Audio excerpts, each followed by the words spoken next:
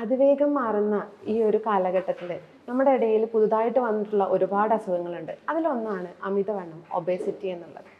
അതിനെക്കുറിച്ച് കൂടുതൽ ഡീറ്റെയിൽസ് അറിയാനും അതിൻ്റെ ട്രീറ്റ്മെൻറ്റ്സ് എന്താണെന്നൊക്കെ അറിയാൻ വേണ്ടി ഇന്ന് കോഴിക്കോട് സ്റ്റാർ കെയർ ഹോസ്പിറ്റലിലെ ഡോക്ടേഴ്സ് നമ്മളെ കൂടെയുണ്ട്. നമുക്ക് അവരെ ക്ഷണിക്കാം.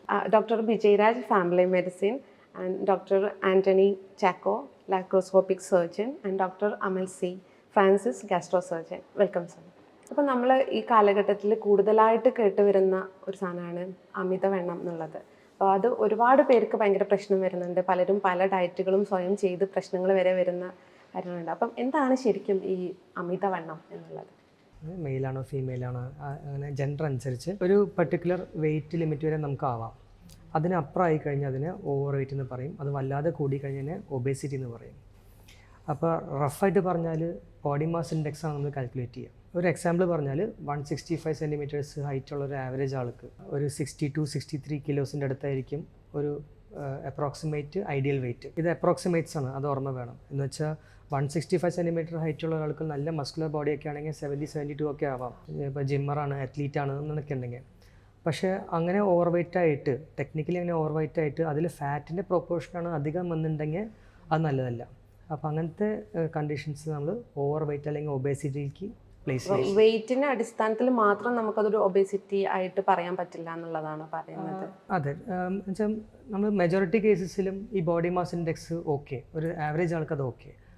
പക്ഷേ ചില കണ്ടീഷൻസിൽ അവരവരുടെ ബോഡി സ്ട്രക്ചറും ലൈഫ് സ്റ്റൈലും അനുസരിച്ച് കുറച്ച് ഓവർ വെയിറ്റ് ആയാലും കുഴപ്പമില്ലായിരിക്കാം. എന്ന് വെച്ചാൽ ബോഡി മാസ് ഇൻഡെക്സ് ഒരു പെർഫെക്റ്റ് ക്രൈറ്റീരിയ അല്ല ഓവർ വെയിറ്റ് ആണോ എന്ന് അറിയാൻ വേണ്ടിയിട്ട്.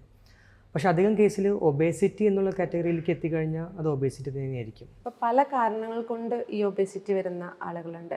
അപ്പം എല്ലാവർക്കും ഒരേ ട്രീറ്റ്മെൻ്റ് ആണോ പോവുക, അതല്ല അതിന് പുറത്തേക്ക് ഇനി വേറൊരു രീതിയിലുള്ളൊരു സർജറി പോലുള്ള ട്രീറ്റ്മെൻറ്റിലേക്കൊക്കെ പോകേണ്ടതുണ്ടോ? അതെ, അവിടെയും മെജോറിറ്റി ആൾക്കാർക്ക് ഒരേ ടൈപ്പ് ട്രീറ്റ്മെൻ്റ് ആയിട്ട് തുടങ്ങാം. എന്ന് വെച്ചാൽ നോക്ക്, നമ്മുടെ സമൂഹത്തിൽ ഇപ്പോൾ ഒബേസിറ്റിക്ക് മെയിൻ റീസൺ നമ്മുടെ ഫുഡിൽ കാലറീസിൻ്റെ എക്സസ് ആണ്. എന്നുവെച്ചാൽ ഒരു 1500-1800 കാലറി മാത്രം കഴിക്കേണ്ട ആവശ്യമുള്ള ഒരാൾ പലപ്പോഴും ഒറ്റ മീലിൽ തന്നെ അത്ര കാലറി കഴിക്കും. പിന്നെ അങ്ങനെ 3-4 മീൽസ് ഡെയിലി കഴിക്കുകയും ചെയ്യും. നമ്മൾ ആക്ച്വലി ഇപ്പോൾ കാലറീസിനെ സെലിബ്രേറ്റ് ചെയ്യുന്ന ഒരു സോഷ്യൽ സിറ്റുവേഷനാണ്. നമ്മുടെ സോഷ്യലി നമ്മൾ ഇമ്പ്രൂവ്മെൻറ്റ് വന്ന് നല്ല കാര്യമാണ്. പക്ഷേ അത് നമ്മൾ ഹെൽത്തിനെ ബാധിക്കുന്നുണ്ട് ഇങ്ങനെ എക്സസീവ് കാലറി കഴിക്കുമ്പോൾ. അപ്പോൾ അത് അങ്ങനത്തെ റീസൺ ഉള്ള കാരണം അധികം ആൾക്കാർക്കും സ്റ്റാർട്ടിങ് ട്രീറ്റ്മെൻറ്റ് സെയിം അഡ്വൈസാണ്. എന്ന് വെച്ചാൽ കാലറീസ് എക്സസീവായിട്ടുള്ളത് റെസ്ട്രിക്റ്റ് ചെയ്യാം. നമ്മുടെ ബോഡി വെയ്റ്റിന് എത്ര വേണം, നമ്മുടെ ആക്ടിവിറ്റി അനുസരിച്ച് എത്ര വേണം, അത്ര കാലറീസ് ഏകദേശം കഴിച്ചാൽ മതി. അതൊന്ന്. സെക്കൻഡ്ലി, എക്സസീവായിട്ടുള്ള ഫാറ്റ് ഉണ്ടല്ലോ, അതും കാലറീസാണ്. നോക്കിക്കഴിഞ്ഞാൽ 1 ഗ്രാം ഫാറ്റ് ഏകദേശം 9 കാലറിയാണ്. ഈ കാലറീസ് എക്സസീവായിട്ടുള്ളത് നമ്മൾ എക്സസൈസ് ചെയ്തിട്ട് കത്തിക്കാൻ നോക്കണം. അതെ. അപ്പോൾ ഈ ബേസിക് അഡ്വൈസ് ചേഞ്ച് ആവില്ല. പിന്നെ ചെറിയൊരു ശതമാനം ആൾക്കാർക്ക് ഈ ഹോർമോൺസിൻ്റെ ഡിസോർഡേഴ്സ് വന്നാലോ അല്ലെങ്കിൽ ചില ജനറ്റിക് റീസൺസ് കൊണ്ടൊക്കെ വെയിറ്റ് കുറയ്ക്കാൻ പറ്റിയെന്ന് വരില്ല. അങ്ങനെ വരുമ്പോൾ ട്രീറ്റ്മെൻറ്റ് മാറും. പക്ഷെ ബേസിക് ട്രീറ്റ്മെൻറ്റ് സെയിം ആണ്. പിന്നെ ഇതിനപ്പുറത്തെ സ്റ്റേജിൽ നമ്മൾ ഇൻഡിവിജ്വലൈസ് ചെയ്യും ട്രീറ്റ്മെൻറ്റ്. ചില ആൾക്കാർക്ക് മെഡിസിൻസ് കൊണ്ട് മാറ്റാൻ അല്ലെങ്കിൽ കുറയ്ക്കാൻ പറ്റും വെയിറ്റ്. ചില ആൾക്കാർക്ക് ഫസ്റ്റ് ട്രീറ്റ്മെൻറ്റിലാണ് മനസ്സിലാക്കുന്നത് അവർക്ക് ഏത് ട്രീറ്റ്മെൻറ്റാണ് പിന്നീട് പോകേണ്ടതെന്നുള്ളതാണോ? അതായത് എല്ലാവർക്കും ഒരേ ടൈപ്പ് എന്ന് പറഞ്ഞു. ഫ്രാങ്ക്ലി പറഞ്ഞാൽ നമുക്ക് ഫസ്റ്റ് ട്രീറ്റ്മെൻറ്റ് ഒരു ഐഡിയ കിട്ടും. ഫസ്റ്റ് വിസിറ്റിൽ നമ്മൾ ആദ്യമായിട്ട് ഒരാളെ കാണുമ്പോൾ അവരുടെ ഫുൾ ബോഡി നേച്ചർ നമുക്ക് ചിലപ്പോൾ മനസ്സിലായെന്ന് വരില്ല.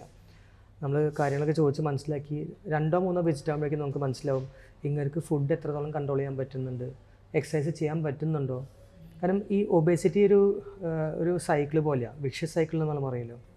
നമ്മളിപ്പോൾ ഒരു സാധാരണ വെയിറ്റിംഗ് ഏരിയയിൽ ശ്രദ്ധിച്ച് നോക്കുകയാണെങ്കിൽ എയർപോർട്ടിലോ അല്ലെങ്കിൽ ഈവൻ ഒരു ഹോസ്പിറ്റലിൻ്റെ ഒരു ലോബിയിലൊക്കെ നമ്മൾ ശ്രദ്ധിച്ച് നോക്കിയാൽ അധികം വെയിറ്റുള്ള ആൾക്കാർക്ക് ഒരു സ്പീഡിൽ നടക്കാൻ പറ്റില്ല. പറ്റാത്ത ആൾക്കാരുണ്ട്, പിന്നെ സ്പീഡിൽ നടക്കാൻ മനസ്സില്ലാത്ത ആൾക്കാരുണ്ട്. ഓക്കെ, നമ്മൾ ഇതിനെ ചിന്തിച്ച് കഴിഞ്ഞാൽ സ്പീഡിൽ നടക്കാത്ത കാരണമായിരിക്കാം അവർക്ക് വെയിറ്റ് കൂടിയിട്ടുണ്ടാവുക. കാരണം നമ്മൾ സ്പീഡിൽ ആക്ടിവിറ്റീസ് ചെയ്യുകയാണെങ്കിൽ കുറച്ചെങ്കിലും കാലറീസ് അധികം കത്തുമല്ലോ. പക്ഷെ അത്ര വെയിറ്റ് വരില്ലായിരുന്നു അവർക്ക് എല്ലാ ആക്ടിവിറ്റീസും ഒന്ന് സ്പീഡിൽ ചെയ്യായിരുന്നുണ്ടെങ്കിൽ. പക്ഷേ അങ്ങനെ സ്ലോ ആയിട്ട് മൂവ് ചെയ്തിട്ട് കാലറീസ് ആവശ്യത്തിന് കത്തിക്കാതെ പിന്നെ വെയിറ്റ് കൂടി വന്നിട്ട് ഓവർ വെയിറ്റ് അല്ലെങ്കിൽ ഒബേസിറ്റിക്ക് കടന്നു കഴിഞ്ഞാൽ ആ വെയിറ്റ് കൊണ്ട് തന്നെ നടക്കാൻ പറ്റാത്ത സ്റ്റേജ് എത്തും. നടക്കാൻ പറ്റാത്ത സ്റ്റേജ് എത്തുമ്പോൾ ട്രീറ്റ്മെൻറ്റ് എന്താ, ഫസ്റ്റ് നടക്കണം. അത് പറ്റുന്നില്ല. അപ്പോൾ അങ്ങനത്തെ ഒരു സൈക്കിളിൽ പലരും ഇങ്ങനെ പെട്ടുപോകും. അപ്പോൾ 2-3 വിസിറ്റ്സ് കഴിയുമ്പോഴേക്കും നമുക്ക് മനസ്സിലാവും ഒരാൾക്ക് എത്ര ഡയറ്റ് കൺട്രോൾ ചെയ്യാൻ പറ്റും പ്രാക്ടിക്കലി. പിന്നെ ചില ആൾക്കാർ ഇഷ്ടത്തോടെ കഴിക്കുന്ന ആൾക്കാരുണ്ട്. എന്ന് വെച്ചാൽ ഫുഡ് അവർക്കൊരു തെറപ്പി പോലെയാണ്. ആങ്സൈറ്റി വന്നാൽ ഫുഡ് നന്നായി കഴിക്കും, ഡിപ്രഷൻ വന്നാൽ ഫുഡ് നന്നായി കഴിക്കും. അപ്പോൾ ആ സൈക്കോളജിക്കൽ ആസ്പെക്റ്റും കൂടി ഈ വെയിറ്റ് ലോസിൽ വളരെ ഇമ്പോർട്ടൻ്റാണ്. കാരണം ചില വെയിറ്റ് ലോസിൻ്റെ മെഡിസിൻസ് ഉണ്ട്, ഞാനും കൊടുക്കാറുണ്ട്. അത് ചില ആൾക്കാർക്ക് ചിലപ്പോൾ അതത്ര മനസ്സിന് പിടിച്ചൊന്നും വരില്ല. കാരണം ഇഷ്ടത്തോടെ ഫുഡ് കഴിക്കുന്ന ഒരാൾക്ക് ഈ മെഡിസിൻ കൊടുത്തിട്ട് വിശപ്പില്ലാതെ ആക്കി കഴിഞ്ഞാൽ അവർക്ക് ചിലപ്പോൾ ഡിപ്രഷൻ വരും. അതും കൂടി നമുക്ക് ബാലൻസ് ചെയ്യാൻ പറ്റണം. അപ്പോൾ അങ്ങനത്തെ കുറച്ച് ലിമിറ്റേഷൻസ് ഉണ്ട് ഈവൻ ടാബ്ലറ്റ്സിനോ അല്ലെങ്കിൽ ഇഞ്ചക്ഷൻസിനോ വെയിറ്റ് ലോസിൻ്റെ. നല്ല മെഡിസിൻസാണ്, പക്ഷേ അങ്ങനത്തെയും കുറച്ച് ആസ്പെക്ട്സ് നമ്മൾ മനസ്സിൽ വെക്കണം. അപ്പോൾ അങ്ങനത്തെ സിറ്റുവേഷൻസ് വരുമ്പോൾ നമ്മൾ യൂഷ്വലി മെഡിസിൻ കൂടാതെ അല്ലെങ്കിൽ മെഡിസിൻ നിർത്തിയിട്ട് ചിലപ്പോൾ ഹയർ ലെവലിലേക്കൊക്കെ സജസ്റ്റ് ചെയ്തേക്കാം. യൂഷ്വലി ഒരു 2 to 3 വിസിറ്റ്സെങ്കിലും വേണ്ടി വരും ഡിസൈഡ് ചെയ്യാൻ എന്തായിരിക്കും ഒരാൾക്ക്, ഒരു ഇൻഡിവിജ്വൽ ആൾക്ക് അവർക്കായിട്ടുള്ള ഇൻഡിവിജ്വലൈസ്ഡ് ഐഡിയൽ അപ്രോച്ച് എന്ന് പറയുന്നത്. ഇപ്പം നമ്മൾ ഒരുപാട് ടൈപ്പ് ട്രീറ്റ്മെൻറ്റ്സ് ഉണ്ടെന്ന് പറഞ്ഞു. അപ്പോൾ അതിൽ പെട്ടെന്നാണ് സർജറി. അപ്പോൾ ഏതൊക്കെ തരത്തിലാണ് നമ്മൾ ട്രീറ്റ്മെൻറ്റിൽ പോവുക? അത് ഏത് ലെവലിൽ എത്തുമ്പോഴാണ് സർജറി ലെവലെത്തുന്നത്? എല്ലാവർക്കും സർജറി വേണോ? അങ്ങനെയാണ്. ആസ് എ ഡോക്ടർ നമ്മളെപ്പോഴും പേഷ്യൻ്റെ ഭാഗത്തു നിന്ന് ചിന്തിക്കുക, അവരുടെ ഷൂസിൽ.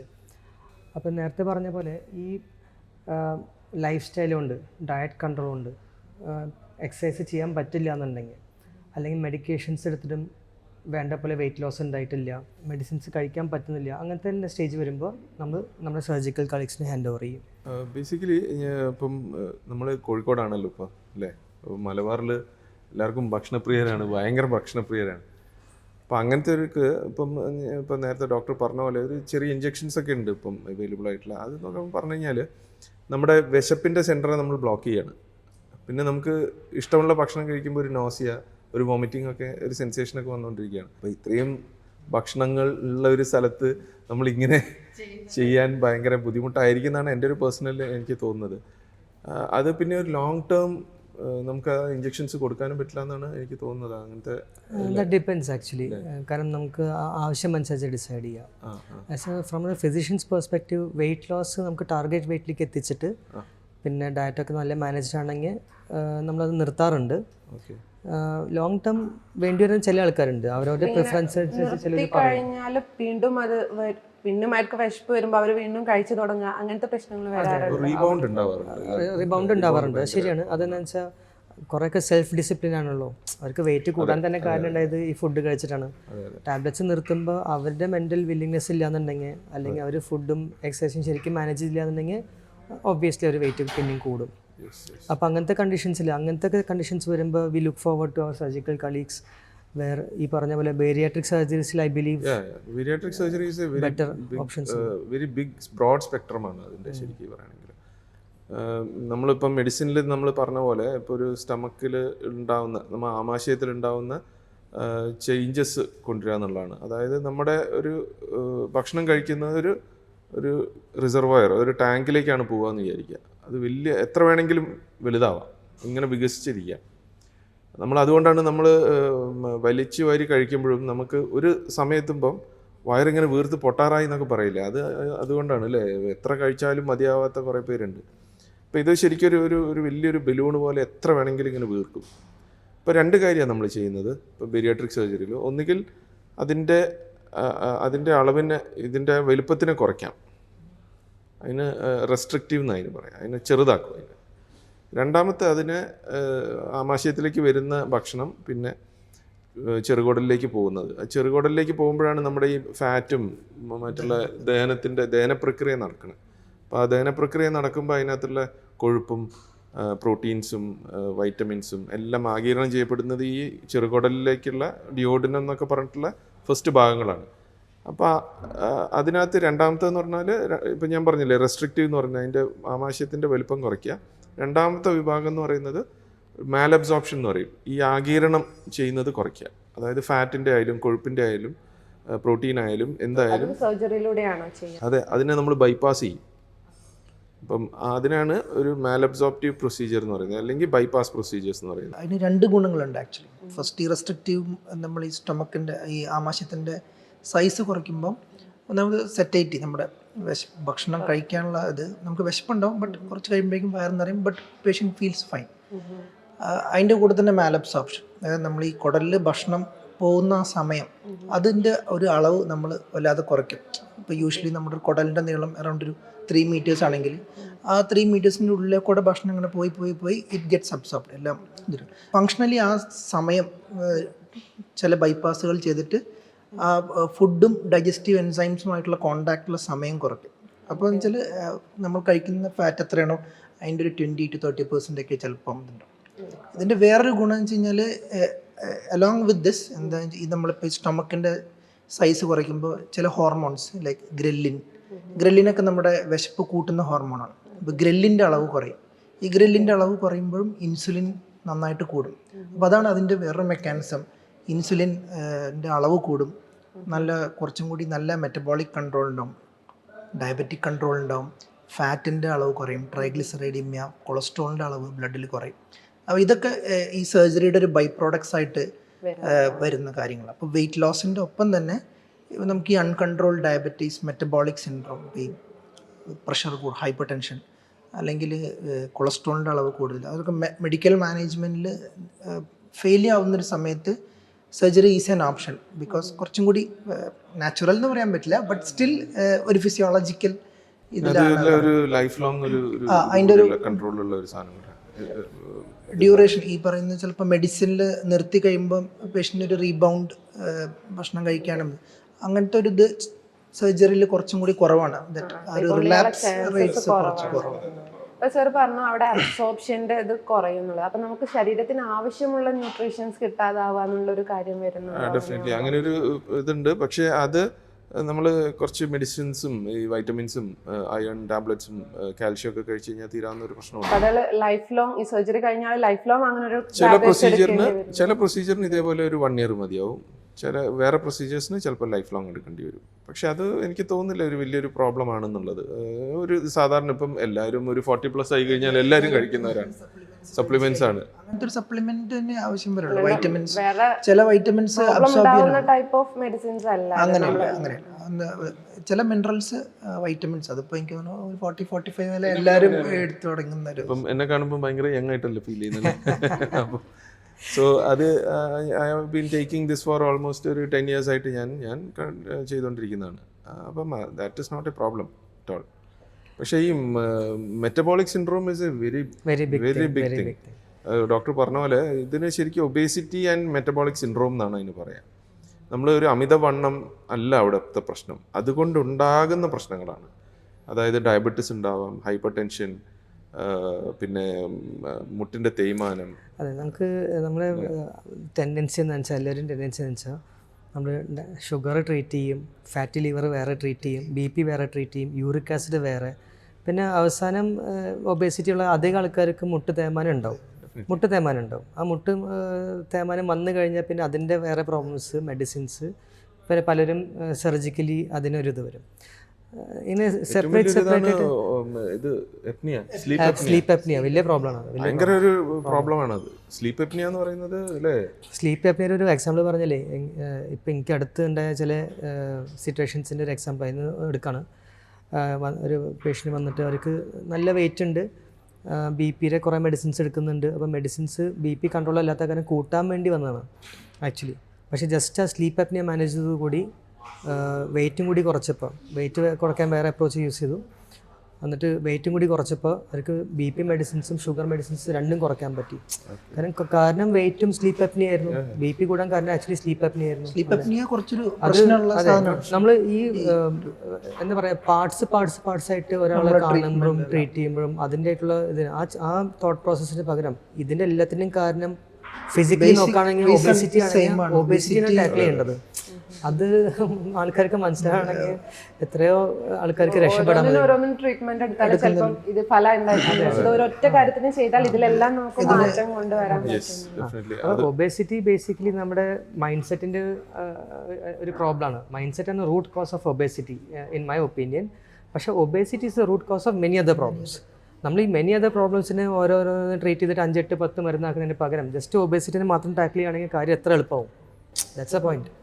ഇപ്പൊ സാറ് പറഞ്ഞതുപോലുള്ള ആ ഒരു സർജറി ഒബേസിറ്റിക്ക് മാത്രമാണോ ചെയ്യുന്നത്, അതല്ല ഡയബറ്റിക്കിനോ അങ്ങനെയുള്ള വേറെ എന്തെങ്കിലും രീതി വേണം? അതായത് തടിയൊന്നും ഇല്ല പക്ഷെ ഭയങ്കരമായി അൺകൺട്രോൾഡ് ആയിട്ട് ഡയബറ്റിക് ഉള്ള ആളുകളൊക്കെ ഉണ്ടെങ്കിൽ അവിടെയും ഈ ഒരു ട്രീറ്റ്മെന്റ് അത് നമുക്ക് തീർച്ചയായും യൂസ് ചെയ്യാം. ഇപ്പോൾ എല്ലാവരുടെയും ഒരു ക്ലാസിക്കൽ എല്ലാവരുമായിട്ട് പറയുന്നത് വെച്ചാൽ BMI 35 മുകളിലാണെങ്കിൽ, അല്ലെങ്കിൽ BMI 35 മുകളിൽ വിത്ത് ഡയബറ്റീസ്, ഈ മെറ്റബോളിക് സിൻഡ്രോമിൽ. ബട്ട് നമ്മുടെ സ്റ്റഡീസും ഈവൻ കുറേ കാര്യങ്ങളും പറയുന്നത് വെച്ചാൽ ഈവൻ BMI 30 ആണെങ്കിൽ കൂടി നിങ്ങൾ ഡയറ്റും മെഡിക്കൽ തെറാപ്പിയും ഫെയിൽ ചെയ്ത ആൾക്കാരാണ്, അറ്റ്ലീസ്റ്റ് ഒരു 5 years കണ്ടിന്യൂ ചെയ്തിട്ട് ഫെയിൽ ചെയ്ത ആൾക്കാരാണെങ്കിൽ തീർച്ചയായും നിങ്ങൾക്ക് ഈ bariatric surgery is a very good option. അതിപ്പോൾ വെയിറ്റ് മാത്രമല്ല അതിൻ്റെ ഒരു എന്താ പറയുക, നമ്മൾ ഒരു മാനദണ്ഡം വെയിറ്റ് മാത്രമായിട്ട് എടുക്കരുത്. ഈ ഓവർ വെയിറ്റ് കാരണം വരുന്ന ഈ പ്രശ്നങ്ങൾ മെഡിസിൻസ് കൊണ്ടും കൺട്രോൾ ചെയ്യാൻ പറ്റുന്നില്ലെങ്കിൽ ഈ വെയിറ്റ് നോർമലായ ആൾക്കാർക്കും കൂടി, ബിക്കോസ് അതിൻ്റെ ഒരു ഫിസിയോളജി അങ്ങനെയാണ്, അതിൻ്റെ നമ്മുടെ ഉള്ളിൽ തന്നെ ഹോർമോൺസിൻ്റെ ഒരു അലൈൻമെൻറ്റിലൂടെയാണ് നമ്മളത് ശരിയാക്കാൻ ഉദ്ദേശിക്കുന്നത്. ഓക്കെ, എനിക്ക് ആസ് എ ഫിസിഷ്യൻ എൻ്റെ മൈൻഡിൽ വന്ന ചില ക്വസ്റ്റ്യൻസും എൻ്റെ പേഷ്യൻസിൽ ചിന്തിക്കുമ്പോൾ അവരെ മനസ്സിൽ വരുന്ന 1-2 ചോദ്യങ്ങൾ ഞാൻ അങ്ങോട്ട് ചോദിക്കാം. നിങ്ങൾ അങ്ങനെ കിട്ടില്ല ലേസി ആയിട്ട്. അപ്പോൾ നമുക്ക് ഒന്ന്, ഈ സർജറി എത്ര കോസ്റ്റ്ലിയാണ്? സെക്കൻഡ്ലി, ഇത് കോസ്റ്റ് എഫക്റ്റീവ് ആണോ? Is it worth spending so much money? എല്ലാവരും അത് ചിന്തിക്കുന്നുണ്ട്. കാരണം എല്ലാവരും ഇങ്ങനെ ഒരു സർജറി എന്ന് ആലോചിക്കുമ്പോൾ അത് ഭയങ്കര പൈസ ചെലവാക്കി ചെയ്യേണ്ട ഒരു പരിപാടിയല്ല. അപ്പൊ ചെയ്തിട്ട് വല്ല കാര്യം ഉണ്ടാവുമോ? ഡയറ്റ് ആണെങ്കിൽ നമുക്ക് ഇങ്ങനെ വല്ല സൈഡിലൂടെ ചെയ്ത് നോക്കിയാൽ പോരേന്ന് ചിന്തിക്കുന്നവരുണ്ട് പലരും. ഡയറ്റ് അത്ര ചീപ്പല്ല. ആൾക്കാർ പ്രോട്ടീൻ സപ്ലിമെന്റ്സിന് മാത്രം 10,000 രൂപ മാസം ചിലവാക്കുന്നുണ്ട് അല്ലേ? ഈ ഡയറ്റും ഡയറ്റ് സപ്ലിമെന്റ്സും, treating a metabolic syndrome, how costly it is, medications. എനിക്ക് തോന്നുന്നു ഒരു മിനിമം ഒരു 10,000 to 15,000 rupees they spend on medicine and diet alone. Just imagine a patient getting treated 10 years. 10 വർഷം ഇതേപോലെ ട്രീറ്റ് ചെയ്ത് എത്ര ഇതുണ്ടാവും? അപ്പോൾ ഈ 10 വർഷം അവർ ഇവരുടെ ഈ മുട്ടുവേദന, ഈ hyper tension, diabetes, sleep apnoea, പിന്നെ അതിനോടുള്ള പ്രോബ്ലംസ് ഒക്കെ നിന്ന് പൊരുതണ്ടേ? ഇതിനോട് ഇങ്ങനെ ഡെയിലി എന്നുള്ള റുട്ടീൻലി ഇതിൻ്റെയൊക്കെ problem, the quality of life is compromised. നമ്മുടെ ജീവിതത്തിൻ്റെ ഇപ്പോൾ ഒരു നല്ലൊരു സമയം നമ്മൾ മെഡിസിനിലും, അല്ലെങ്കിൽ നമുക്ക് അങ്ങോട്ടും ഇങ്ങോട്ടും പോകാനും പറ്റില്ല, നമ്മുടെ ആക്ടിവിറ്റീസിനൊക്കെ ഒരു തടസ്സം, ഹിൻഡ്രൻസ് വരിക, ഒരു സദസ്സിൽ പോകാൻ പറ്റൂല. ഇപ്പോൾ ഒരു അമിതവണ്ണമുള്ളവർക്ക് ഇതേപോലെ ഒരു ഡിപ്രഷനിലേക്കൊക്കെ പോകാനുള്ള ഇതുണ്ട്. എന്ന് വെച്ചാൽ ദേ ആർ ഇൻസെക്യൂർ എന്നുള്ളൊരു ഫീൽ വരും. അപ്പോൾ they don't go to the community, ഒരു ഇൻട്രോവേർട്ടായി മാറും. അപ്പോൾ അത് കുറച്ച് കഴിയുമ്പോൾ ഡിപ്രഷനിലേക്ക്. ഇപ്പം നമ്മൾ അതിനെയൊക്കെ നോക്കിക്കഴിഞ്ഞാൽ ചിലപ്പം നമുക്ക് ഈ സർജറി ഒരു 1-time ഇൻവെസ്റ്റ്മെൻ്റ് ആയിട്ട് ഇതാക്കാം. ചിലപ്പം ഈ നമ്മുടെ ഇതിൽ പോലെയാണ്, നമ്മുടെ വീട്ടിൽ സോളാർ ഫിറ്റ് ചെയ്യുന്ന പോലെയാണ് അല്ലേ? ഒരു വൺ ടൈം ഇൻവെസ്റ്റ്മെൻ്റ് ആണ് സോളാർ. പക്ഷേ എവറി മന്ത് നമുക്ക് അതിനകത്ത് നിന്ന് പൈസ സേവ് ചെയ്യാനാണ് അല്ലേ? അപ്പം ഒരു സർജറി എന്ന് പറയുന്ന ഒരു 1-time ഇൻവെസ്റ്റ്മെൻ്റ് ആയിട്ടാണ് എനിക്ക് ഫീൽ ചെയ്യുന്നത്. പക്ഷേ ഇതിന് മാത്രം വലിയ കോസ്റ്റ്ലി അല്ല. അപ്പോൾ സാറ് പറയുന്നത് ഈ കോസ്റ്റ് എഫക്റ്റീവ്നെസ്സിൻ്റെ കാര്യത്തിൽ ഒരു ഡൗട്ടും ഇല്ല, ഇതായിരിക്കും ബെറ്റർ അപ്രോച്ച് എന്ന് തോന്നുന്നു. കാരണം ബാക്കി കോംപ്ലിക്കേഷൻസ് ഓഫ് ഒബേസിറ്റി 1 by 1 ആയിട്ട് മാനേജ് ചെയ്യുമ്പോൾ അതിനേക്കാളും മൾട്ടിപ്പിൾ ട്രീറ്റ്മെൻറ്റ് കോസ്റ്റ്, മെഡിസിൻസിൻ്റെ നമ്പേഴ്സ്, പിന്നെ കോംപ്ലിക്കേഷൻസ് യൂഷ്വലി പൈലോൺ ആയിക്കൊണ്ടിരിക്കുള്ളൂ. പിന്നെ ട്രീറ്റ്മെൻറ്റ് കോസ്റ്റ് കൂടി വരാനുള്ള ചാൻസ്. അപ്പോൾ പ്രിവെന്റീവ് ഞാൻ പറയാം, ഒരു ഒബേസിറ്റി ഉള്ള ഒരു പേഷ്യൻ്റ് ആണെന്ന് വിചാരിക്കുക, and they have osteoarthritis. After 10 years knee replacement ചെയ്യണ്ടേ? knee replacement costs around 2 lakh or so.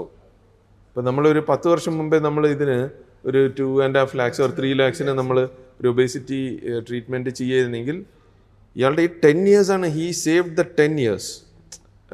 ഈ 10 വർഷം അയാളുടെ quality of life is changed. എല്ലാ സാധാരണ പേഷ്യൻസ് ഒക്കെ നിങ്ങൾക്ക് അനുഭവം ഉണ്ടാവില്ല, എനിക്ക് തോന്നുന്നു.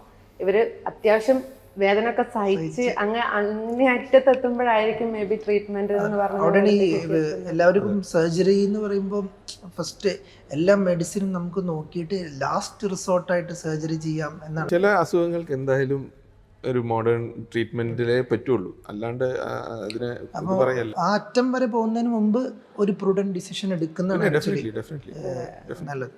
കാരണം നമ്മൾ ഒരുപാട് പ്രശ്നങ്ങളെ ഡീൽ ചെയ്ത് പോകുന്നതിനേക്കാളും നമ്മളിപ്പം എൻ്റെയൊക്കെ പേഷ്യൻസ് നമ്മൾ സർജറി കഴിഞ്ഞിട്ട് ഇങ്ങനത്തെ ഒബേസിറ്റി ട്രീറ്റ്മെൻ്റ് ഒക്കെ കഴിഞ്ഞിട്ട് ആഫ്റ്റർ 3 months or so അവർ നമ്മളോട് തന്നെ ഒരു ക്വസ്റ്റ്യൻ ചോദിക്കും, ഡോക്ടറെ എന്തുകൊണ്ട് ഞാനിത് മുന്നേ ചിന്തിച്ചിട്ടില്ല എന്നുള്ളത് നമ്മളോട് തന്നെ ഒന്ന് ചോദിക്കാറുണ്ട്. ബിക്കോസ് അവരുടെ ലൈഫ് തന്നെ ചേഞ്ച്ഡായി, ഇറ്റ് ചേഞ്ച്ഡ് ദെയർ ലൈഫ്.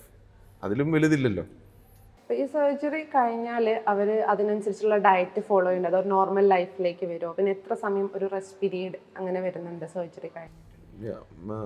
അത് ഡിപ്പെൻഡ് ചെയ്യും ഓരോരോ പ്രൊസീജിയേഴ്സിനനുസരിച്ച്. ഞാൻ നേരത്തെ പറഞ്ഞ പോലെ സാർ അതിന് കൂടെ ഒന്ന് ചോദിക്കട്ടെ, സാർ 2 പ്രൊസീജിയർ പറഞ്ഞു നേരത്തെ, നമ്മളൊന്ന് സ്റ്റൊമക്കിന്റെ സൈസ് കുറക്കാൻ. ഇത് രണ്ടും ഒരുമിച്ച് ചെയ്യുന്നതാണോ, അതല്ല ഓരോരുത്തർക്കും ഓരോ ടൈപ്പ് സെലക്ട് ചെയ്യണോ, എങ്ങനെയാണ് അതിൻ്റെ? അത് ഇപ്പോൾ വെയിറ്റ് ലോസ് മാത്രമാണ് ഒരു ഉദ്ദേശം എന്നുണ്ടെങ്കിൽ സ്ലീവ് ഗ്യാസ്ട്രക്ടമി, അതായത് ഈ സ്റ്റൊമക്കിൻ്റെ സൈസ് കുറയ്ക്കുന്നത്. അപ്പോൾ അതിലൂടെ അഡീഷണൽ ബെനിഫിറ്റ്സും ഉണ്ട്. പക്ഷേ വെയിറ്റ് ലോസ് മാത്രമാണ് ഉദ്ദേശമെങ്കിൽ അതിൽ നമുക്ക് സ്ലീവ് ഗ്യാസ്ട്രക്ടമി, ഈ റെസ്ട്രിക്റ്റീവ് പ്രൊസീജിയേഴ്സ് വേറെ എന്തുണ്ട്, ഗ്യാസ്ട്രിക് ബാൻഡിങ്, ബലൂൺ, അതൊക്കെ ഉണ്ട്. അപ്പോൾ ചിലത് നമ്മൾ ബ്രിഡ്ജ് ചെയ്യുന്ന പരിപാടിയുണ്ട്, ബലൂൺ വെച്ച് ഒരു 6 മാസം ബ്രിഡ്ജ് ചെയ്യും അലോങ് വിത്ത് മെഡിക്കൽ തെറാപ്പി. ചില സമയത്ത് ചില പേഷ്യൻസിന് ഭയങ്കര സൂപ്പർ ഒബേസ് എന്ന് പറയും. അതായത് BMI നേരത്തെ പറഞ്ഞില്ലേ, BMI ഒരു 50+, 55+ ഒക്കെ ആണെങ്കിൽ അവർക്ക് കാർഡിയാക് ഇഷ്യൂസ് ഭയങ്കരമായിരിക്കും, ഹാർട്ടിനുള്ള പ്രോബ്ലംസും എല്ലാം. അപ്പോൾ ചിലപ്പോൾ അനസ്തേഷ്യ ഒക്കെ കൊടുക്കുമ്പോൾ ചെറിയ ബുദ്ധിമുട്ട് വരാം. അപ്പോൾ അവർ എന്ത് ചെയ്യുന്നത് വെച്ച് കഴിഞ്ഞാൽ നമ്മളൊരു ഗ്യാസ്ട്രിക് ബലൂണിംഗ് എന്ന് പറഞ്ഞിട്ട് സാധനമുണ്ട്, ഒരു ഗ്യാസ്ട്രിക് ബാൻഡിങ്. ഈ ബലൂണും ബാൻഡും ചെയ്യുന്നത് എന്താണെന്ന് വെച്ചാൽ സെയിം തന്നെയാണ്, പക്ഷേ അത് ഒരു പരിധി വരെ നമുക്ക് ചെയ്യാൻ പറ്റുള്ളൂ, ഒരു 6 മാസമൊക്കെ വെക്കാൻ പറ്റുള്ളൂ അത്. അപ്പോൾ ഈ ബലൂണ് നമ്മുടെ ആമാശയം ഒരു ബലൂണായിട്ട് കണക്കാക്കുകയാണെങ്കിൽ അതിൻ്റെ ഉള്ളിൽ വേറെ ബലൂണ് വയ്ക്കും, അതിനെ ഡീഫ്ലേറ്റ്, അത് ഉള്ളിലേക്ക് ആമാശയത്തിൻ്റെ ഉള്ളിൽ കടത്തിയിട്ട് അതിനെ എയർ കിടത്തിയിട്ടാണ് വലുതാക്കി വയ്ക്കുന്നത്. ഇതിൻ്റെ ഇതെന്താണെന്ന് വെച്ച് കഴിഞ്ഞാൽ ആമാശയത്തിൻ്റെ സൈസ് ഇല്ലെങ്കിൽ എപ്പോഴും ഒരു വയറ് നിറഞ്ഞ ഒരു ഫീൽ വരും, അപ്പോൾ നമുക്ക് ഭക്ഷണം കഴിക്കാൻ പറ്റില്ല. അതാണ് അതിൻ്റെ ഒരു ടെക്നിക്ക്.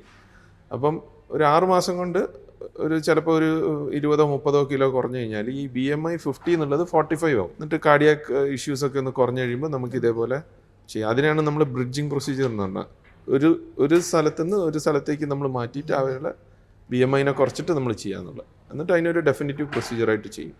ഡെഫിനിറ്റീവ് പ്രൊസീജിയർ ഇപ്പം ഡോക്ടർ പറഞ്ഞ പോലെ റെസ്ട്രിക്റ്റീവ് ഉണ്ട്, മാലബ്സോർപ്റ്റീവ് ഉണ്ട്, അല്ലെങ്കിൽ രണ്ടും കൂടി ഉള്ളതുണ്ട്, രണ്ടും കൂടി ചേർന്നിട്ടുള്ളതുണ്ട്. ഇപ്പം ഈ മാലബ്സോർപ്റ്റീവിനാണ്, ഈ റെസ്ട്രിക്റ്റീവിനാണ് നേരത്തെ പറഞ്ഞ സ്ലീവ് എന്ന് പറഞ്ഞിട്ടുള്ളത്. എല്ലാം നമ്മള് ഓപ്പൺ ഓപ്പണോ അങ്ങനെയുള്ള കാര്യങ്ങളൊന്നും അല്ല. അല്ല, നമ്മള് തടി കുറക്കാനുള്ളതൊക്കെ ആലോചിക്കും, നമ്മളെന്താ വിചാരിക്കുക ഒക്കെ കീറി അതിൻ്റെ ഇങ്ങനെ വലിച്ചെടുക്കുന്ന ആ രീതിക്കാണ് നമ്മളെ മനസ്സിൽ വരുന്നുണ്ടാവുക. ആ ഒരു എല്ലാം താക്കോൽ ദ്വാര പ്രൊസീജിയേഴ്സ്, എല്ലാം കീ ഹോൾ പ്രൊസീജിയേഴ്സ്. മറ്റേ ഒരു 2 ഒമാനി പേഷ്യൻസിനെ ചെയ്തിട്ട് അവര് ഇന്ന് ചെയ്ത് നാളെ ഇവിടുന്ന് ഡിസ്ചാർജ് ചെയ്തിട്ട് they stayed here for 7 days outside the hospital. ഇത്രയും സിമ്പിളായിട്ടുള്ളൊരു പ്രൊസീജിയറാണിത്. അങ്ങനെ വലിയ എന്താ പറയുക കോംപ്ലിക്കേഷൻസോ അങ്ങനെയുള്ള കാര്യങ്ങളൊന്നുമില്ല. മാലബ്സോർപ്റ്റീവ് പ്രൊസീജിയേഴ്സ് കുറച്ചും കൂടി ഈ പറഞ്ഞ മാതിരി ഡയബറ്റീസ്, മെറ്റബോളിക് സിൻഡ്രോം ഒക്കെ ഉള്ളവർക്കും ഈ സൂപ്പർ ഒബീസ് ആയിട്ടുള്ളവർക്കും നമുക്ക് കുറച്ചും കൂടി കാരണം കുറച്ചും കൂടി ഒരു സസ്റ്റെയിൻഡ് ആൻഡ് ഒരു പ്രൊഫൗണ്ട്, കുറച്ചും കൂടി അധികമായിട്ടുള്ളൊരു വെയിറ്റ് ലോസ് ഉണ്ടാവും. അപ്പോൾ നമ്മൾ അങ്ങനെയുള്ളവർക്കാണ് അത്. ബട്ട് സ്ലീവ് ഗ്യാസ്ട്രക്ടമി കൊണ്ട് തന്നെ നമുക്ക് ഒരുപാട് പേഷ്യൻസ് നമുക്ക് മാനേജ് ചെയ്യാൻ പറ്റും. ഈവൻ ഒരു മേജർ പേഷ്യൻസിനെ നമുക്ക് സ്ലീവ് ഗ്യാസ്ട്രക്ടമി കൊണ്ട് തന്നെ മാനേജ് ചെയ്യാൻ പറ്റും. ഇപ്പം ഈ ഒരു പ്രൊസീജിയർ ചെയ്ത് അപ്പം നമുക്ക് റിസൾട്ട് കാണാൻ പറ്റില്ലല്ലോ. അതായത് ഇപ്പം ഈ പ്രൊസീജിയർ ചെയ്ത ഉടനെ ആളങ്ങ് മെലിഞ്ഞോട്ട് അപ്പം എത്ര കാലം എടുക്കും ഇവർക്ക് ഒരു റിസൾട്ട് കാണാനായിട്ട്? ഒരു എത്ര സമയം എടുക്കും? പിന്നെ അതനുസരിച്ചാണോ മെഡിക്കേഷൻസും കാര്യങ്ങളും പോകുന്നത്, എക്സസൈസ് കാര്യങ്ങളൊക്കെ? ഡെഫിനറ്റ്ലി ഇതൊരു ഞാൻ പറഞ്ഞില്ലേ, ഈ ഒബേസിറ്റിയുടെ ട്രീറ്റ്മെൻറ്റ് അത് ഒരു ഡോക്ടറോ ഒറ്റൊരാൾ ഒരു സിംഗിൾ പോയിന്റ് ഓഫ് കോൺടാക്റ്റ് അല്ല, ഇതൊരു ടീം വർക്കാണ്. ഒരു ഡയറ്റീഷ്യൻ ഉണ്ടാവും, ഒരു സൈക്കോളജിസ്റ്റ് ഉണ്ടാവും, പിന്നെ മറ്റേ ഫിസിയോതെറാപ്പി ഉണ്ട്. ഇവർക്ക് ഇത് കഴിഞ്ഞിട്ട് ഇവർക്കുള്ള ട്രെയിനിങ് കാര്യങ്ങൾ എല്ലാം ഉണ്ട്. നെക്സ്റ്റ് ഏറ്റവും ലാസ്റ്റാണ് സർജറി എന്നുള്ളൊരു ഇത് വരുന്നത്. ഇതൊക്കെ എന്താ പറയുക, ഒരു പേഷ്യൻറ്റിനെ നമ്മൾ ഐഡിയലി കൊണ്ടുവരണം, ഒരു സർജറിയിലേക്ക് കൊണ്ടുവരണം. അത് ഡയറക്റ്റ്ലി ഒരാൾ വന്ന് എനിക്കിന്ന് ഓപ്പറേഷൻ വേണമെന്ന് പറഞ്ഞാൽ അത് സയന്റിഫിക്കും അല്ല. അതെ, സാർ അടുത്ത് പോയി ആ മെഡിസിൻസിലൂടെ തന്നെ ഇവിടെ എത്തണം. മെഡിസിൻസിലൂടെ എത്തുന്ന മാത്രമല്ല. ചെറിയൊരു തമാശ എന്ന് വെച്ച് കഴിഞ്ഞാൽ ഫാമിലി മെഡിസിനാണ്, ഇന്റേണൽ മെഡിസിൻ അല്ല, മോർ ഹംബിൾ സ്പെഷ്യാലിറ്റി. പക്ഷേ കാര്യം എന്താണെന്ന് വെച്ചാൽ നമ്മുടെ യൂഷ്വലി ഒരു പേഷ്യൻറ്റിനെ ഒബേസിറ്റി ഡീൽ ചെയ്യുമ്പോൾ ബാക്കി ഫാമിലി മെമ്പേഴ്സും കൂടി വെയിറ്റ് കുറയും. ചെറിയൊരു ഗുണം അങ്ങനെയുണ്ട്. അതെന്ന് വെച്ചാൽ അങ്ങനെ എല്ലാവരും കൂടി ഒരുമിച്ച് നോക്കുമ്പോഴേ, കാരണം ആരോ പറഞ്ഞ പോലെ obesity doesn't run in the family. Obesity happens because no one is running in Running in the family, yeah, definitely. അതാണ് ഒരു ചെറിയ ഇഷ്യൂ. നമ്മളിപ്പോൾ നല്ല ഹെവി ഡിസ്കഷൻ അല്ലായിരുന്നു. ഞാൻ ചെറുതായിട്ടൊരു ലൈറ്റ് ക്വസ്റ്റ്യൻ ചോദിക്കട്ടെ ഒന്ന്. സാറിന് ആരെങ്കിലും ഇങ്ങനെ അയ്യോ സാറേ വെയിറ്റ് വല്ലാതെ കുറഞ്ഞു പോയി, ആൾക്കാർ പറയാൻ തുടങ്ങിയിട്ടുണ്ട്, ചോദിക്കാൻ തുടങ്ങി, അങ്ങനെ ആരെങ്കിലും വന്ന് ചോദിച്ചിട്ടുണ്ടോ? എനിക്കുണ്ട് അങ്ങനത്തെ പലരും. ഡെഫിനറ്റ്ലി ഉണ്ട്. അത് രണ്ട് കാര്യമാണ്. മലബാറിൽ എസ്പെഷ്യലി ഉണ്ട്. നമ്മൾ ഒന്ന് തടിച്ചു കഴിഞ്ഞാൽ നമ്മൾ നീ എന്ത് തടി വെച്ചു, ഈ ഫുള്ള് തീറ്റയായല്ലേ, ഇന്ന് മെലിഞ്ഞു കഴിഞ്ഞാലോ നിനക്ക് എന്തെങ്കിലും അസുഖം ഉണ്ടോ, നിനക്ക് ഷുഗർ ഡയബറ്റീസ് ഉണ്ടോ? എന്നുവെച്ചാൽ ഒരു ഓവർ വെയിറ്റ് അല്ലെങ്കിൽ ഒബീസ് ആള് നോർമൽ വെയിറ്റിലേക്ക് നമ്മളിങ്ങനെ കഷ്ടപ്പെട്ട് എത്തിക്കാൻ നോക്കുമ്പോൾ സ്നേഹിതന്മാരെ സമ്മതിക്കില്ല. നമ്മൾ റൗണ്ട് ഷേപ്പിനെ നോർമലൈസ് ചെയ്ത് വെച്ചിരിക്കുക നമ്മുടെ മൈൻഡിൽ. ഒരു ഹെൽത്തി ആളെ കണ്ടു കഴിഞ്ഞാൽ ആക്ച്വലി എന്നെ കണ്ടിട്ട് ആൾക്കാർ ചോദിക്കും ഡോക്ടർക്ക് എന്തെങ്കിലും കഴിച്ചൊന്ന് മണ്ണൊക്കെ വെച്ചിട്ട് ഡോക്ടർ വല്ല ലുക്കൊക്കെ വേണ്ടത്. ഞാൻ പറയും അല്ല, ഒരു മിനിറ്റ്, എൻ്റെ വെയിറ്റ് ഓവർ വെയിറ്റിൻ്റെ അഡ്ജമേ നിൽക്കുന്നത് ഇപ്പോൾ റൈറ്റ് നൗ. അപ്പോൾ ഒരു നോർമൽ ഒരു ഹെൽത്തി ലുക്കിംഗ് ഫിറ്റ് ആളുടെ പെർസെപ്ഷൻ ജനങ്ങളിൽ ഒരു ഡിഫറെൻറ്റ് പെർസെപ്ഷനാണ്, ഒരു റൗണ്ട് ഫിഗറാണ്. നമ്മുടെ ഐഡിയൽ വെയിറ്റ് എനിക്ക് തോന്നുന്നത് മറ്റുള്ളവർ പറഞ്ഞു തരുന്നതാണെന്ന് തോന്നുന്നു. ഐഡിയൽ വെയിറ്റ് എന്ന് തോന്നുന്നു. ഈ റൗണ്ട് തന്നെയാണ് ഈ ചൈൽഡ്ഹുഡ് ഒബിസിറ്റിയുടെ ഒരു കാരണം. ഈ ആൾക്കാർക്ക് ഇപ്പോൾ കുട്ടികളെ വണ്ണമുള്ളവര് അവളൊക്കെ തുടുത്തിരിക്കുന്ന കുട്ടികൾ എന്ന് പറഞ്ഞാൽ that's one of the cause childhood obesity. നമുക്കിപ്പോൾ വളരെ ഏർലി ആ ഒരു ഫുഡിനോടുള്ള കുട്ടികൾ നമ്മൾ ഭക്ഷണം കൊടുത്തും അവരുടെ ഭക്ഷണത്തോടുള്ള ഇൻട്രസ്റ്റ് ഇൻക്രീസ് ചെയ്യിപ്പിച്ചെന്നാൽ അതിൽ വലിയ നല്ല സാധനം ചോറും കാർബോഹൈഡ്രേറ്റ് തന്നെയാണ് കൂടുതലുള്ള സാധനം. ഇപ്പോഴത്തെ കുട്ടികൾ ഒബേസിറ്റി അല്ലെങ്കിൽ ഓവർ വെയ്റ്റ് അല്ലെങ്കിൽ ഈവൻ ഇപ്പോഴത്തെ യങ്ങർ ജനറേഷനിലെ ഓവർ വെയ്റ്റും ഒബേസിറ്റിയുടെ മെയിൻ റീസൺ ആക്ച്വലി അവർ വൂമ്പിലായിരിക്കുന്ന സമയത്തെ social pressures on the mother ആയിരിക്കാം. പ്രഗ്നൻസി ഇല്ല, നന്നായി കഴിക്കുക അപ്പോൾ 10-12 കിലോ വെയിറ്റ് കൂടിയാൽ മതി, അതിന് പകരം ഒരു 15-20 കിലോ ഒക്കെ വെയിറ്റ് കൂടും. അത് കഴിഞ്ഞിട്ട് ഡെലിവറി കഴിഞ്ഞിട്ട് പാല് കൊടുക്കല്ലേ, നന്നായി കഴിക്കുക. അപ്പോൾ മര്യാദയ്ക്ക് ഇരിക്കുന്ന ഒരു 60 കിലോ ഉള്ളൊരു അമ്മേനെ ഒരു 80 കിലോ ആക്കി 85 കിലോ ആക്കി പ്രഗ്നൻസി കഴിഞ്ഞാൽ വെയിറ്റ് ലോസ് സമ്മതിക്കില്ല എന്നുള്ളൊരു മൈൻഡ് സെറ്റാണ്. ഇങ്ങനൊരു മൈൻഡ് സെറ്റും കൂടിയിട്ട് ഇത് ലാസ്റ്റിലേക്ക് ഒബേസിറ്റി ആക്കും. പിന്നെ കുട്ടീനെയും അല്ലേ, പലർക്കും ഇങ്ങനെ പാല് പോരാന്നുള്ള ഫീലിംഗ് ഉണ്ടാവും. ആക്ച്വലി കാലറീസ് ഉണ്ടായിരിക്കും പാല് നന്നായിട്ട്, പക്ഷേ പിന്നെ ടോപ്പ് ഫീഡ് നേരത്തെ തുടങ്ങി കഴിഞ്ഞാൽ കുറേ അധികം കൊടുക്കും. അപ്പോൾ ഒബേസിറ്റിയുടെ അഡൾട്ട്ഹുഡിലുള്ള ആ എൻഡ് പോയിന്റ് ആക്ച്വലി തുടങ്ങുന്നത് മേ ബി ആ കുട്ടി ബോംബിലായിരിക്കുമ്പോഴായിരിക്കും. പിന്നെ അത് നമ്മൾ ഫ്യൂവൽ ചെയ്തുകൊണ്ടിരിക്കുകയാണ്. അപ്പോൾ കുട്ടികളുടെ കാര്യം പറഞ്ഞപ്പോൾ കുട്ടികൾ ഇങ്ങനെ ചികിത്സയ്ക്ക് വരാറുണ്ടോ? അതായത് തടി കൂടുതലായിട്ട് മാനേജ് ചെയ്യാൻ പറ്റാത്ത രീതിക്ക് വരാറുണ്ടോ? സിൻഡ്രോംസ് ഉണ്ടാവും കുറേ, ഒബേസിറ്റി സിൻഡ്രോംസ് എന്നൊക്കെ പറഞ്ഞിട്ടുള്ള. അത് ചെറുപ്പം മുതലേ വരാം.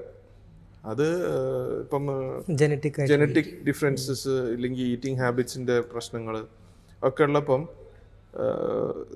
ഇപ്പം ഞാൻ ട്രെയിനിങ് എടുത്ത ഒരു സ്ഥലത്ത് ട്രെയിനിങ്ങിന് പോയപ്പം ഒരു 6 years ബാക്ക് നമുക്ക് അന്നൊരു ഒരു കുട്ടി എന്ന് പറയുന്നത് 13 year old കുട്ടിക്കാണ് സ്ലീവ് അന്ന് ചെയ്തത്.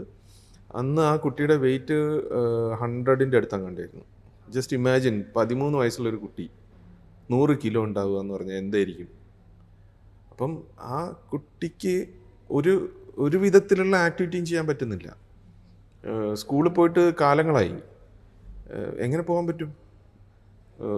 ഒന്നെന്ന് പറയുന്നത് ബോഡി ഷെയ്മിങ് ഉണ്ടാവാം, പിന്നെ പഠിത്തത്തിലുള്ള കോൺസെൻട്രേഷൻ ഉണ്ടാവില്ല, പിന്നെ നടക്കാൻ പറ്റായിക, യാത്രയുടെ പ്രശ്നങ്ങൾ എല്ലാം കൊണ്ടും ആ കുട്ടിയുടെ ജീവിതം ശരിക്കും മാറുകയാണ് അവിടുന്ന് ഒരു ട്രീറ്റ്മെൻറ്റ് എടുത്തു കഴിയുമ്പോൾ. നേരത്തെ പറഞ്ഞ ഒരു ക്വസ്റ്റ്യനിൽ എനിക്കൊന്ന് വിട്ടുപോയെന്ന് തോന്നുന്നു, എത്ര കാലം കൊണ്ടാണ് ഇതിൻ്റെ ഒരു ഇത് വരിക എന്നുള്ളത്. അപ്പം ശരിക്കും സാധാരണ ഒരു സ്ലീവിന് ഒരു 3 to 6 months എടുക്കും ഇതൊന്ന് കുറഞ്ഞു വരണമെങ്കിൽ. 3 months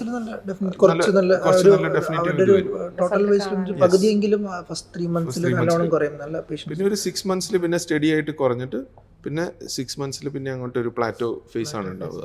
അപ്പം തന്നെ അവർ ഓൾമോസ്റ്റ് ഒരു ഐഡിയൽ വെയിറ്റിലേക്ക് വന്നിട്ടുണ്ടാവും. പിന്നെ 2 കാര്യമാണ് പിന്നെ അവരോട് പറയാറ്, നിങ്ങൾ ഓവറായിട്ട് ഈറ്റ് ചെയ്യരുത്. എന്താ വെച്ചാൽ നമ്മൾ ഈ സ്റ്റമക്കിന് ഒരു പ്രത്യേകത, ആമാശയത്തിന് ഒരു പ്രത്യേകതയുണ്ട്, വീണ്ടും വലുതാവും.